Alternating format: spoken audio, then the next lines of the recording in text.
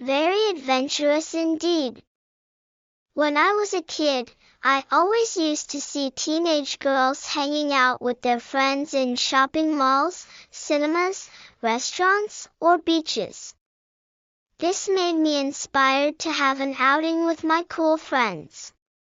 So, I plan to choose some adventurous activity as that is what my friends and I enjoy doing the most. Without wasting much time, I went up to my room and turned on my laptop to choose an interesting activity that we love doing the most even when I am very tired. It was 11:30 p.m. when I was surfing the internet. As I was searching on the web, suddenly, I heard someone knocking the front door.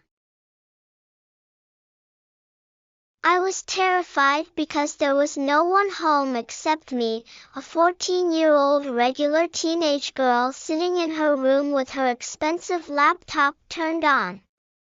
I was really terrified, so I quickly hid in my bathroom. The person at the front door was still knocking. Then, the person left after a while and I was relieved.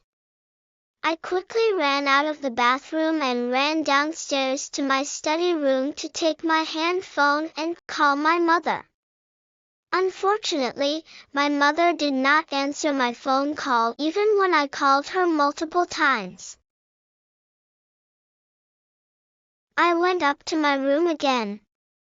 While I was walking towards my room, I heard someone yelling from outside. I thought it was a woman. This time, I was not afraid.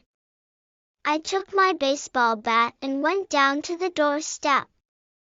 I had kept a baseball bat in my room just in case something happened, and I was very sure that that was the perfect time to use it and show off my baseball skills.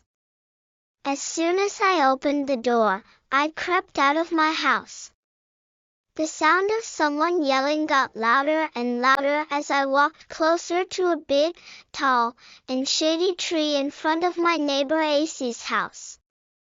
When I looked around the tree, I saw a toy on the ground which was producing the loud yelling noise.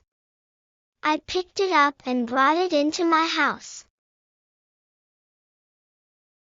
As I was running into my house, I saw some burglars running out of my house.